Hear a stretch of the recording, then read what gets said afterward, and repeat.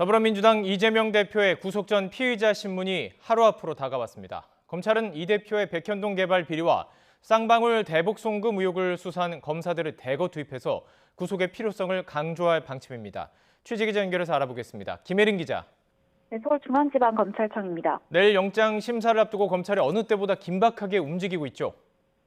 네, 이 대표가 내일 심사에 직접 출석하겠다는 입장을 밝힌 가운데 검찰은 관련 기록을 검토하며 막바지 심사 준비에 총력을 다하고 있습니다.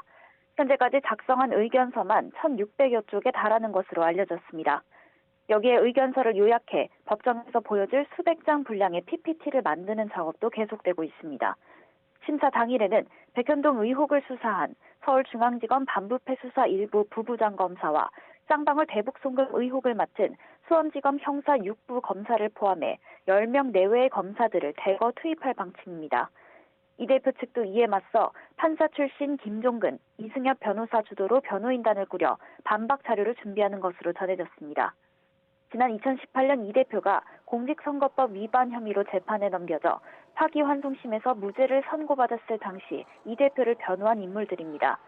이 대표는 내일 변호인들과 함께 법원으로 직접 출석하는데 검찰은 이 대표가 출석하는 대로 법원에서 구인장을 집행할 방침입니다.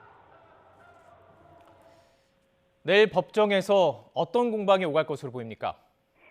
네, 우선 내일 심사에선 혐의 소명과 함께 증거인멸 여부가 최대 쟁점이 될 전망입니다. 검찰은 이 대표가 백현동 개발 비리와 쌍방울 대북 송금 의혹 사건에 관여한 혐의가 넉넉히 소명된다는 입장입니다. 연루된 공무원과 핵심 피의자들의 진술이 있고 이 대표 결제 문건 등이 이를 뒷받침한다는 겁니다. 하지만 이 대표 측은 검찰이 피의자들을 강압 수사해 거짓 진술을 받아냈다고 맞서고 있습니다. 또 결제 문서 역시 직인이 찍혔다고 해서 직접 결제했다는 의미는 아니란 게 이 대표 측 주장입니다. 검찰은 증거인멸 우려와 관련해선 이 대표가 백현동 로비스트 최측근 김모 씨에게 위증해달라고 요구하는 내용이 담긴 통화 녹취를 법정에서 제시할 것으로 알려졌습니다.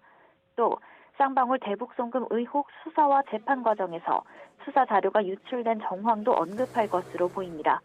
이렇게 사법 방해와 증거인멸을 시도한 전력이 있어 구속이 불가피하다는 게 검찰 측 룰입니다. 이 대표 측은 녹음 파일 전체 맥락을 보면 위증교사 의도는 전혀 없다는 게 확인되고 또 주요 증인들이 이미 법정 증언을 한 만큼 증거인멸 우려가 있을 수 없다고 맞설 전망입니다.